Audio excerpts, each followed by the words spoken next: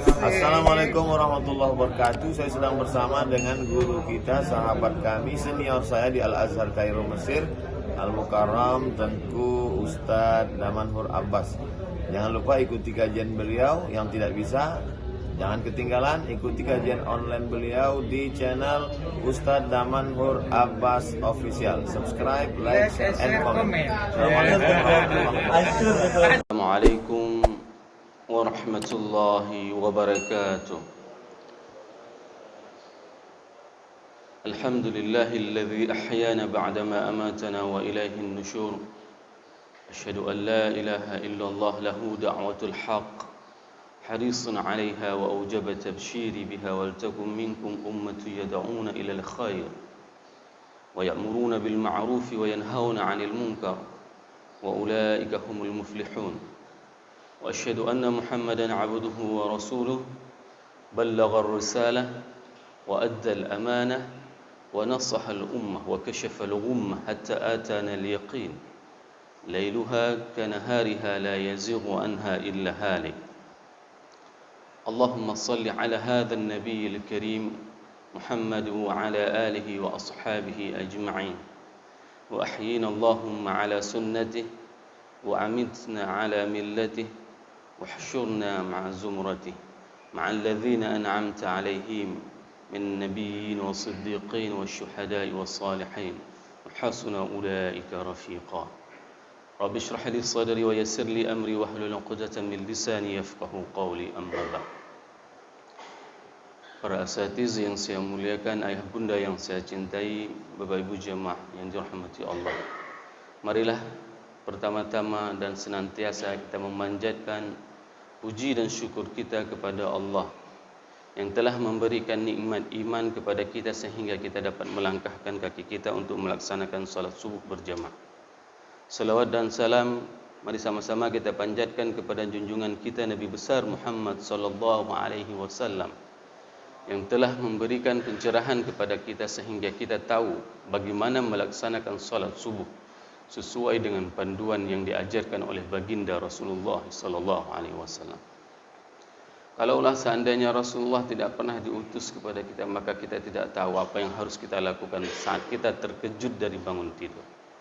Dikarenakan nikmat diutusnya baginda Rasulullah sallallahu alaihi wasallam, maka kita tahu apa yang harus kita lakukan dalam mengisi tatanan kehidupan kita. Inilah merupakan salah satu keberkahan, kenikmatan yang Allah berikan kepada kita, diutusnya baginda Rasulullah sallallahu alaihi wasallam. Oleh sebab itu, Bapak Ibu jemaah yang dirahmati Allah, senantiasalah memperbanyak selawat kepada baginda Rasulullah sehingga nanti semoga jemaah yang berhadir pada salat subuh yang berbahagia ini merupakan di antara umat Nabi Muhammad yang akan diberikan syafaat oleh baginda Rasulullah sallallahu alaihi wasallam. Bapak Ibu jemaah yang dirahmati Allah, ada sebuah ayat di dalam surat Ibrahim ayat 12 yang berbunyi, Allah berfirman, A'udzubillahi minasyaitonir rajim. Bismillahirrahmanirrahim. Wa ma lana alla natawakkal 'ala Allah wa qad hadana subulana wa lanasbiranna 'ala ma adzaitumuna wa 'ala Allahi falyatawakkalul mutawakkilun. Shadaqallahul 'azim. Allah menanyakan sebuah pertanyaan kepada kita semuanya, di mana Allah memulai dengan ma istifham, yaitu ditandai dengan sebagai mubtada. Ma wa ma lana, lana itu adalah sebagai khabar, ataupun pertanyaannya, apa yang membuat kami ini alla natawakkal 'ala Allah, sehingga kami ini tidak mau bertawakal kepada Allah.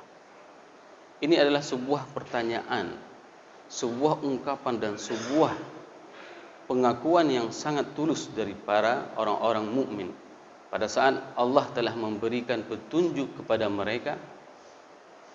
Maka petunjuk tersebut, apakah kita tidak mau menerimanya? Ini adalah sebuah pertanyaan yang dimana pertanyaan tersebut harus menjadi pertanyaan kepada kita hari ini yang hidup jauh dari masa kehidupan Rasulullah SAW.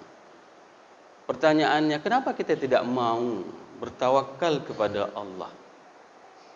Di dalam tafsir, mufassirin itu membedakan antara makna tawakal dengan tawakul. Kalau tawakul itu adalah tanpa ada usaha sedikit pun menyerahkan dirinya kepada Allah. Itu yang dinamakan dengan tawakul. Sedangkan tawakal, al-amalu bil jawarih, beramal dengan anggota tubuh, berusaha dengan anggota tubuh. Wal qulub yatawakkal, dan hati itu menyerahkan diri kepada Allah Subhanahu wa taala. Bermakna apa? Tawakal itu adalah kita telah berusaha dengan semaksimal mungkin dengan seluruh anggota tubuh kita, dengan usaha-usaha yang kita lakukan. Setelah kita berusaha, maka kita menyerahkan semua urusan kita itu kepada Allah. Itu yang dinamakan dengan tawakal. Berapa banyak hari ini orang yang salah menerjemahkan makna tawakal. Mereka mengatakan tawakal, ya sudahlah, tawakal saja kepada Allah, tanpa mereka barengi dengan usaha yang maksimal. Ini adalah pemahaman yang salah. Mereka tidak mau mencari rezeki dikarenakan mereka mempunyai pendapat bahwasanya sudah dijamin rezekinya sama Allah. Ini merupakan sebuah kesalahan. Mereka tidak mau merubah dirinya untuk taat kepada Allah dikarenakan mereka menganggap bahwasanya dirinya sudah ditakdirkan oleh Allah menjadi sebagai pemaksiat. Tidak akan pernah seperti itu. Di dalam ayat ini sangat jelas pengakuan dari mereka orang-orang yang beriman. Mereka mengatakan bahwasanya apa yang menyebabkan kami ini tidak mau bertawakal kepada Allah? Waqad hadana subulana. Sesungguhnya Allah telah memberikan petunjuk kepada kita melalui Rasulullah SAW. Dan Rasul itu adalah qudwatun hasanah. Rasul itu adalah suri tauladan kita. Kalaulah kita ingin mempelajari bagaimana gerak-gerik Rasulullah SAW, itu sudah jelas semuanya. Kegiatannya, aktivitasnya, cara berbicaranya, cara berjalannya, sikap beliau, ketegasan beliau. Ini adalah sebagai pelajaran kepada kita semuanya. Oleh sebab itu, ini adalah sebuah petunjuk, di mana petunjuk tersebut tidak semuanya dimiliki oleh orang-orang. Bayangkan, mereka-mereka yang tidak hidup dalam keadaan Islam, mereka itu harus mencari petunjuk tersebut. Sedangkan bagi kita yang hidup dalam keadaan Islam, ini adalah nikmat yang Allah berikan tanpa harus mencari. Alhamdulillah, Allah telah memberikan nikmat itu kepada kita. Begitu kita lahir, kita sudah menyandang predikat Islam tersebut. Hanya saja bagaimana cara kita mengisi Islam tersebut dengan ilmu pengetahuan yang benar, sesuai dengan petunjuk yang diajarkan oleh baginda Rasulullah SAW. Bapak Ibu jemaah salat subuh yang dirahmati Allah, Rasul telah memperjuangkan ajaran agama ini dengan berdarah-darah. Para sahabat mempertahankan ajaran agama ini dengan penuh dengan kegigihan. Bagaimana dengan kita hari ini? Pada saat Rasulullah beserta para sahabatnya dengan kegigihan mereka memperjuangkan ajaran agama ini, bagaimana dengan kita mempertahankan ajaran agama ini? Ini adalah sebuah pertanyaan. Sehingga pertanyaan tersebut dapat tergambarkan pada saat kita memejakan wala nasbiranna ala ma adzaitumuna wala nasbiranna ala ma adzaitumuna, dan kami ini bersabar, kata Allah. Kami ini bersabar terhadap apa saja yang kalian sakiti kami.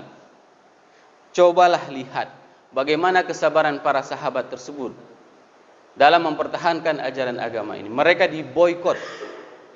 Mereka diboikot selama 3 tahun lamanya. Tidak boleh membeli makanan dari orang-orang kafir Quraisy. Tidak boleh bertransaksi perdagangan dengan orang-orang kafir Quraisy. Orang-orang kafir Quraisy tidak akan menjual apapun komoditas pada saat itu kepada Rasulullah dan kepada para sahabat. Mereka boikot. Bahkan yang paling sedih itu adalah 2 anak baginda Rasulullah SAW itu disuruh cerai. Dikarenakan apa? Dikarenakan berkawin dengan mereka. Sampai segitunya mereka memboikot.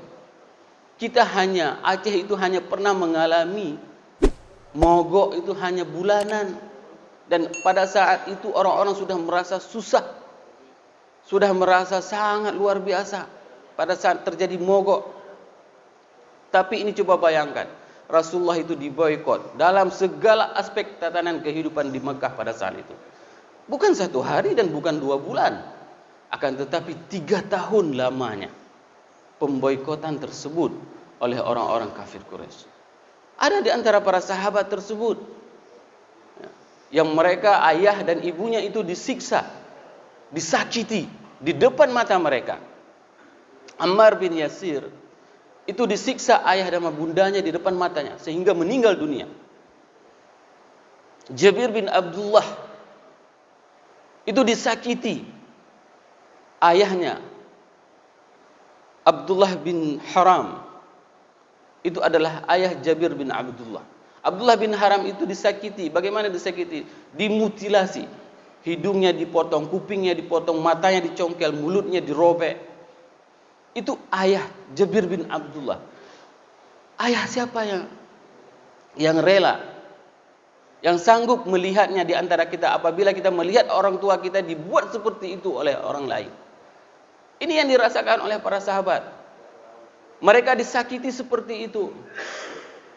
Akan tetapi mereka mengatakan wala nasbiranna, dan kami ini akan bersabar terhadap apapun perbuatan yang menyakitkan yang kalian buat terhadap kami. Cobalah bayangkan bagaimana perjuangan mereka dalam memperjuangkan ajaran agama Allah ini. Ayah mereka itu disiksa, diri mereka itu disiksa, orang tua ibu mereka disiksa. Ini adalah perjuangan. Seharusnya kalau seandainya terjadi rasa sakit, ujian kepada kita hari ini dalam mempertahankan ajaran agama Allah, maka ingatlah bagaimana pedihnya sahabat terdahulu. Mereka merasakan rasa sakit yang dibuat oleh orang-orang kafir tersebut. Bahkan mereka itu sampai-sampai menanyakan kepada baginda Rasulullah, dan Rasul sendiri menanyakan. Dan itu diabadikan di dalam Al-Quran. Am hasibtum an tadkhulul jannata walamma ya'tikum mathalul ladzina khalawna min qablikum massathumul ba'sa'i wad-dharra wa zulzilu hatta yaqula ar-rasul wal ladzina amanu ma'ahu mata nasrullah. Ini adalah sebuah pertanyaan. Mereka itu diuji. Rasa sakit itu akan mereka rasakan, telah mereka rasakan, bahkan sampai mereka itu bergoyang, bergetar menahan ujian tersebut. Sehingga Rasul dan berserta para sahabatnya itu mengatakan, kapan akan datang pertolongan dari Allah? Sungguh pertolongan dari Allah itu akan diberikan. Dikarenakan apa? Dikarenakan Allah itu adalah Ghafur, Allah itu adalah Rahim. Lihatlah bagaimana pertolongan itu tidak akan datang serta-merta seperti itu tanpa ada usaha. Lihatlah bagaimana pada saat Nabi Musa dikejar oleh tentera Fir'aun. Pada saat tidak ada lagi jalan keluar, di depan mereka itu ada laut yang sangat luas, dan di belakang mereka tentera Fir'aun. Wa qala ashabi Musa inna lamudrakun. Pada saat itu pengikut Nabi Musa mengatakan bahwasanya inna lamudrakun, sesungguhnya kita ini akan dikejar. Akan tetapi Musa memberikan sebuah keyakinan kepada kaumnya dan kepada kita hari ini. Kalla. Qala kalla. Katakan wahai Musa, tidak akan pernah mereka bisa mengejar kalian. Kenapa? Dikarenakan innallaha ma'i. Sesungguhnya Allah itu bersama orang-orang yang beriman. Maka jangan pernah kita bermaksiat kepada Allah. Karena dengan kemaksiat tersebut kita akan membuat kalah. Jika dilihat dari segi kelebihan yang dimiliki oleh musuh-musuh Islam, mereka mempunyai berbagai macam kekuatan. Akan tetapi yang membuat kita menang hari ini adalah dikarenakan kita mempunyai Allah. Allah kita adalah maha segala-galanya yang akan bisa menolong kita. Maka kuncinya itu adalah Bapak Ibu jemaah yang dirahmati Allah. Jangan pernah bermaksiat kepada Allah dan Rasul. Ini adalah kunci sukses kita. Pada saat kita meninggalkan Allah dan Rasul, maka semua keterbelakangan, kebodohan, kemiskinan, apapun itu, ketertinggalan, itu akan disandang oleh orang-orang muslim. Dan ini hari ini yang terjadi. Kenapa umat Islam hari ini seperti ini? Dikarenakan mereka meninggalkan Allah dan Rasulnya. Wa 'alallahi falyatawakkalul mutawakkilun. Maka kepada Allah lah kita bertawakal semuanya, Bapak Ibu jemaah yang dirahmati Allah. Jangan kita menyandarkan semua urusan kita itu kepada pimpinan kita, kepada orang-orang yang hari ini sangat banyak melakukan kemusyrikan. Mereka berpegang teguh, mereka menyandarkan nasib mereka kepada dukun. Ada sesuatu yang hilang dari diri mereka, mereka menanyakannya kepada dukun. Dan dukun ini sudah dipelintir oleh orang-orang dengan bahasa yang sangat keren. Dinamakan dengan orang pintar.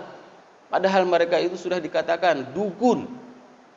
Orang-orang yang meminta pertolongan kepada jin dan syaitan. Sedangkan kita umat Islam, orang-orang yang beriman, mempunyai tempat bergantung, yaitu Allah. Dan mempunyai pedoman hidup yang diajarkan oleh baginda Rasulullah SAW. Semoga apa yang saya sampaikan ini bermanfaat kepada diri saya dan kepada jemaah semuanya, sehingga bisa meningkatkan keimanan kita kepada Allah dan kepada Rasul. Subhanakallahumma wa bihamdika asyhadu an la ilaha illa anta astaghfiruka wa atubu ilaik. Wassalamualaikum warahmatullahi wabarakatuh.